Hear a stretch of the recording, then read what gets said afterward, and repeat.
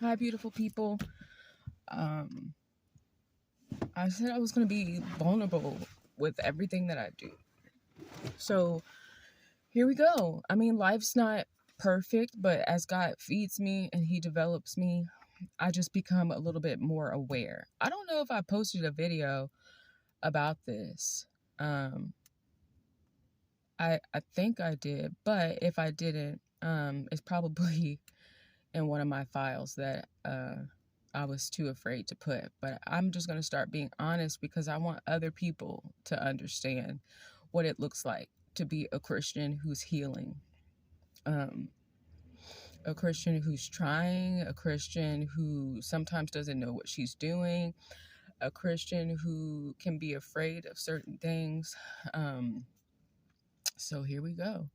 On one of the videos that I've think archived or something, I was talking about the world and people and their heart and the way that they think, right? And I'm on lunch break right now, but ever since I asked God to open the eyes of my heart, and seeking guidance, wisdom, and understanding, I'm like, whoa, this is totally different, Jesus. Like, a lot of things bother me more. I feel like I'm a little bit more sensitive to, and I don't know how to self-regulate. I don't know how to cope. But hopefully through these videos that I am using to document my self development, my spiritual development, my emotional development, and sitting here and actually reflecting over, you know, my life and the choices that I make. And so, here we go. I don't think people understand what it means to not give up. Um, to persevere, to be strong. I don't think people understand that. Even good people have their bad days. Even good people fumble, fail, fall, disappoint themselves and God. Even good people hurt. And yet, on top of the hurt and trying to fix that hurt, you also have to be responsible with how you conduct yourself in public places, including your workspace. Because I've come to the conclusion that people know better. They know that emotions affect people, and they know that certain words hurt and are damaging because those are the same people who throw a hissy fit if something doesn't go their way. And then I was talking to a friend of mine yesterday, and I said, you know what? I don't really know if people are aware of how they make other people feel, or are they just really that disconnected? So I started thinking yesterday, and I go, you know what? Some people have never had the privilege or the honor to hurt. Hear me out. Sitting with a pain and recycling it through your thoughts and your emotions over and over and over and over again, to the point that you want to scream, but yet there's a small whisper that keeps you together so you don't snap and chop somebody in their throat. That's strength. That is God's love and strength all over that baby. I have been tested in ways by people, and I don't know God's plan for me. I'm just going to put that out there. I don't know God's plan for me. But I know it has something to do in education and guidance and all that stuff. But the world is a cruel place. There are people who don't give a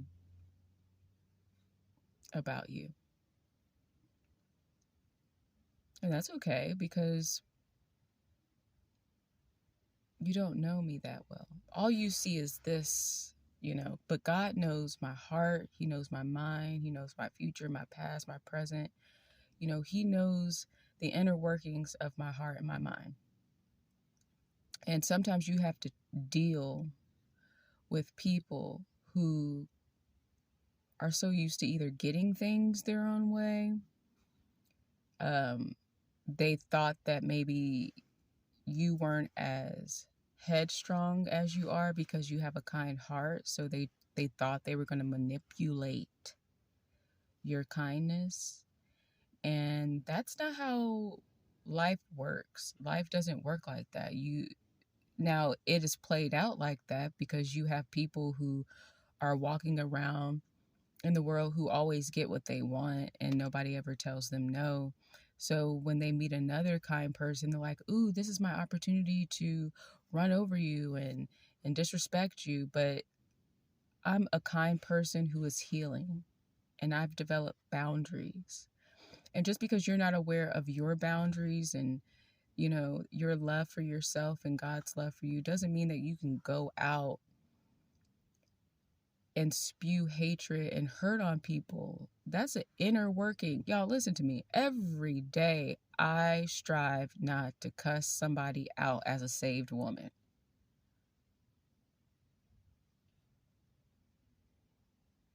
True story. Every day I try not to misstep.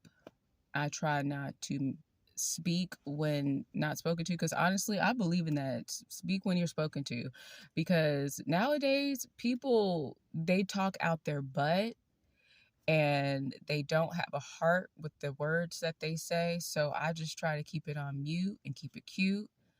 But as I'm developing spiritually, there are some places where God is saying, hey, you're going to need to learn how to speak to these demons. You're going to need to learn how to speak to these spirits that are hurting. And I understand that in certain circumstances, you have the liberty to dismiss someone from your life. You do. But let's talk about the areas where you can't. It's inevitable, and I think that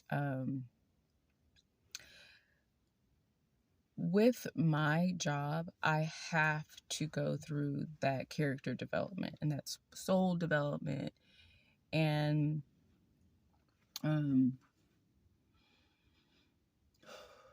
it's not a choice to give up. It's not a choice. But I'm learning to listen to my body. Like, if my body's like, girl, you need to abort mission. She's a runner. She's a track star. If I need to get up out of there, I need to go. And I need to go fast. And I'm going to try my best to calmly explain myself as to why I'm dismissing myself.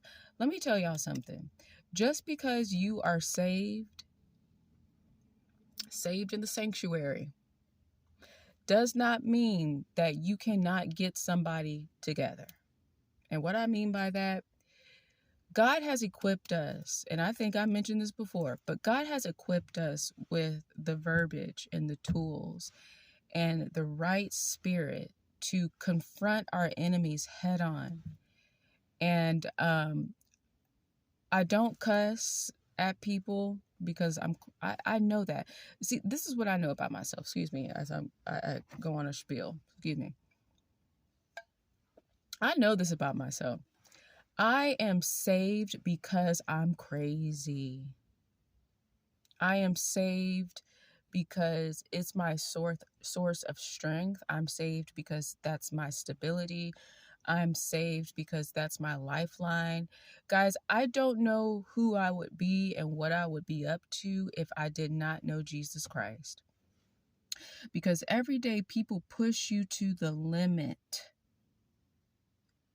of questioning yourself. And that's why I'm so grateful that God never changes. Because when I start to question myself, I can say, but God. But let me tell you this.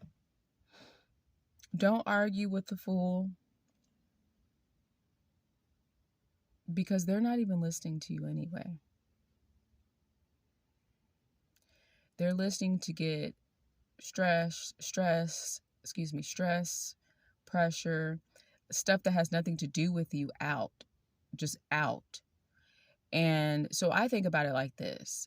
When I get upset at myself, one thing that triggers me, the whole house of cards.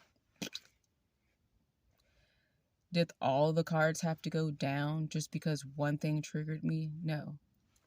I could have taken that card out, or I could have skipped my move and not added any extra cards to the house of cards, because I know that, this is a trigger. This is a red flag on the play. I don't really know if that's a real thing. I think I hear it in football, but I can't remember. So it's just a red flag. It's a no-go. It's abort mission. I have the choice to deal my hand and take a chance, knowing that there's a time bomb sitting in the back of my head. I have to excuse myself from that. And no, it doesn't mean that you're weak because you're not going to confront the person. But let me tell you this, when I tell you that God, he doesn't want you arguing with fools, because there's a lot of them out there. But some circumstances, you have to deal with people. It's not something that you can just avoid. Let's say it's work. Let's say it's a relationship. Let's say it's a friendship that you value. Let's say you are in a public space and you're dealing with a waitress or waiter, or, a cashier. Those are places that you are going to be constantly tested, and you got to reel it back. I have my clean cross, because I got to hold on to Jesus.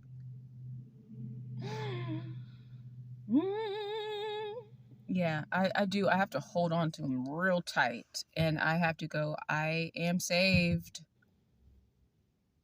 I don't want to be on Fox 4. I don't want to go. I don't want to get arrested. I have bills to pay. No, I've come too far. So I am learning to put the right verbiage together in certain situations in my life so that God can use me, so I could be a vessel, a living vessel, help others, guide them through, conflict and tough conversations. And a lot of that starts with my internal conflict resolution within myself, how I speak to myself, how I reflect about certain things in my life when the day is done or after the situation started. But it's okay to cry. It's okay to step back and reflect and say, that's not me. That's not who I am. And the shoulda, coulda, woulda that haunts you at night, like, I should have said that, I should have said this. Know that God either put a lock on your mouth for a reason, because he knew it was about to get saved but ratchet.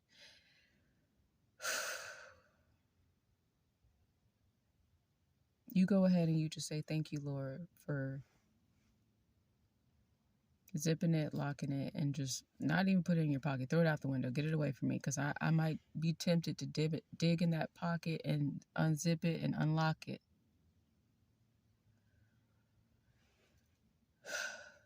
You're going to have to just call it a blessing and say, I'm glad I didn't say it. Because if God wanted me to say it, I would have. Then are those situations where you should have spoke up for yourself and you didn't. You go ahead and thank God anyway, because now you know how to handle the situation. You know what to say. So a lot of people who work with me, they always ask, like, how are you able to do that? I said, I lost a lot of sleep at night. I cried a lot. And when I noticed that I was taking other people's hurt home, I had to start asking God for the tools to talk. I had to ask God to either lock my mouth or zip it, lock it, throw the key away. And I had to start speaking with the authority in Christ that God gave me. Now, just because you see me doing it doesn't mean I don't cry later. Just because you see me smiling doesn't mean it didn't hurt. Because it does. But I'm made stronger because in conflict, I think from the outside looking in, the person going in on the person who's a little bit more, chilled out, but still standing their ground, that person looks crazy. It's like, how could anybody be so unkind? You have to think about the big picture. Sometimes it's hard to think about the big picture. I'm spitting everywhere, excuse me. Sometimes it's hard to think about the big picture when your emotions are it feels like a never ending roller coaster, or you're confronted with conflict and a challenge. And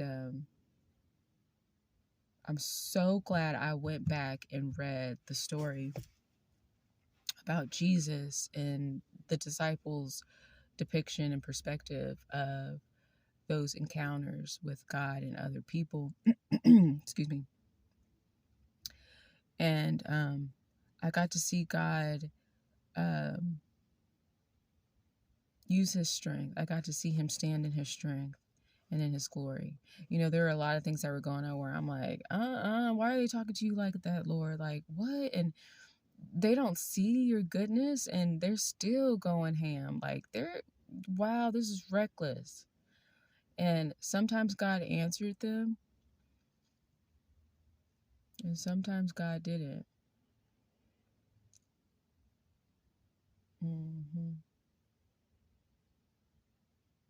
Sometimes God answered, the disbelief and the disrespect, and sometimes he didn't.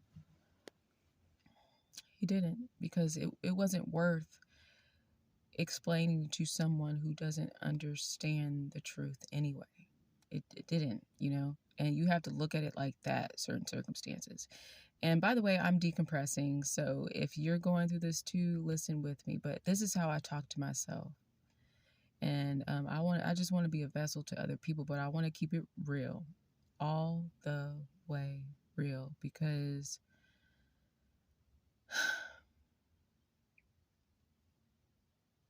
let me just say this. I feel for you. I see you. I hear you. I heard you. And even though my platform isn't big, I believe that the steps that I'm making are humongous. Humongous. And so let me break these down into different personalities. As my educators in the world, I had a girl, I went to Starbucks the other day, and she goes, let me guess what you do for a living. You teach, you're a teacher. And I go, yeah. And she's like, how did I know? Because my ears say teacher. One of my kids gave these to me as a gift. And she goes, any hints, any helpful like tools and whatever? I said, be willing to learn as much as you are dedicated to teaching. Hold your tongue and observe the battlefield. Trust that what you're doing is being moved and birthed through your love, your light, your message, your mind. No matter who doesn't believe in you, or who can't trust the process, or who thinks you're too young, or you're too this, you're too that, there is a kid who is starving for everything that you are. Just because a handful of people or a multitude of people or a year full of parents and admin, whatever, don't believe in you, stand your guard. Cry a little bit, scream a little bit, try again, try.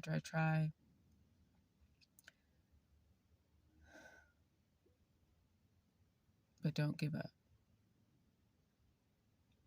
To the saved man or woman just trying to learn how to love yourself because of past trauma,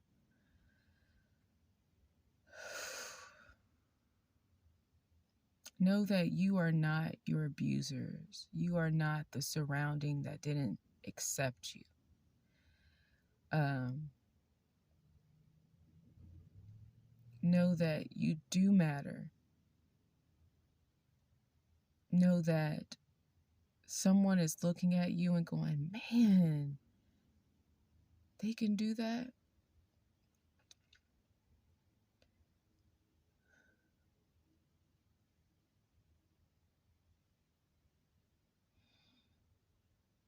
Trauma can hurt. Just trying to focus and live as a human in the world. And that within itself is a superpower.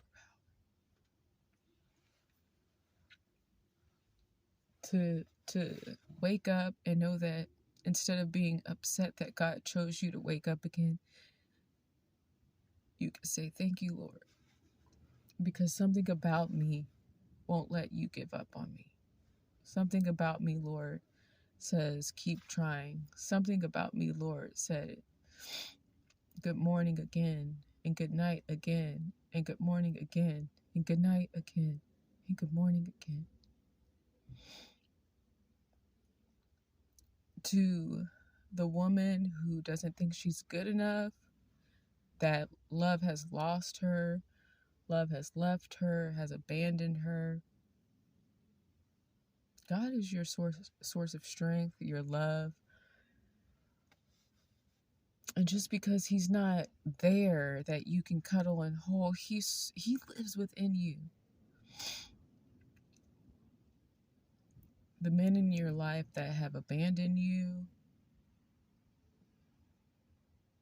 they saw something great in you, but they couldn't sustain, they couldn't keep it.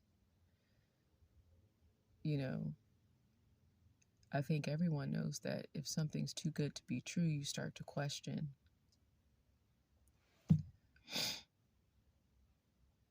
And you are too good to be true. The educator, you too good to be true. The man or woman that woke up with trauma and you're still trying to heal, you're too good to be true.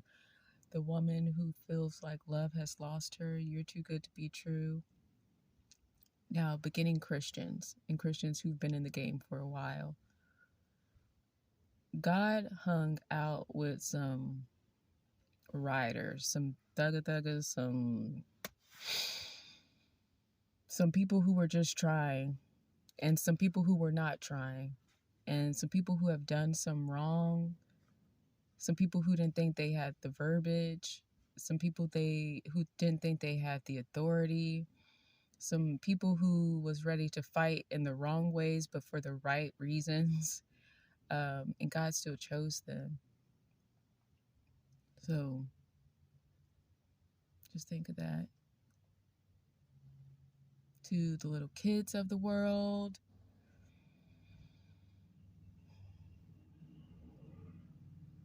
you're everything I want to be.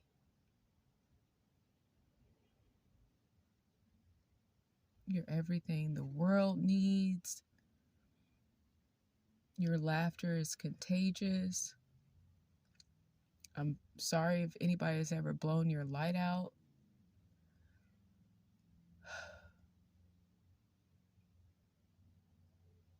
But God is your fire. So let him use you. People will blow your light out, I think, constantly as you get older, but you just know that God is the light.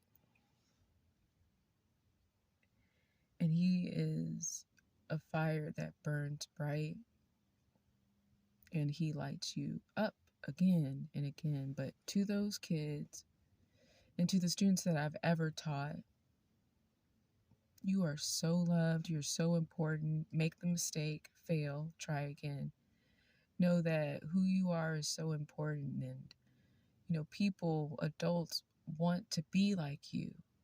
They want to try again. They want to get a chance again. They want to experience genuine, innocent love again. They want to experience failing and somebody picking them up again. They want to nap again. Adults want to be you. So be the best you can. Let me tell you something, child.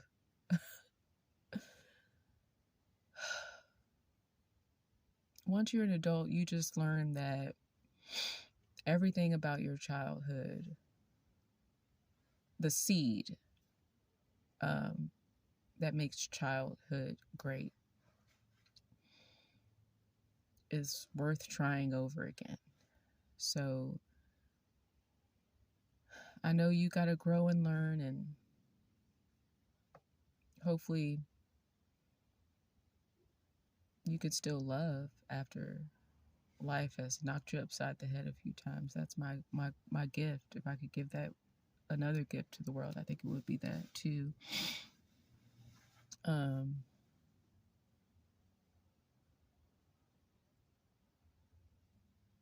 Yeah.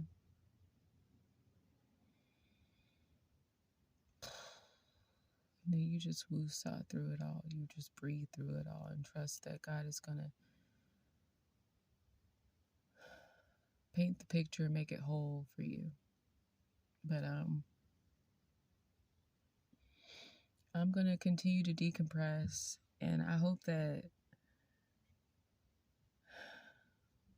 through my healing and my challenges in life that I could still keep coming back no matter how the day goes, because I want everybody to experience that. I don't want anyone to give up because everything just looks okay, and so something must be wrong with you, because like, why am I always crying? Why does this trigger me? XYZ, you know? So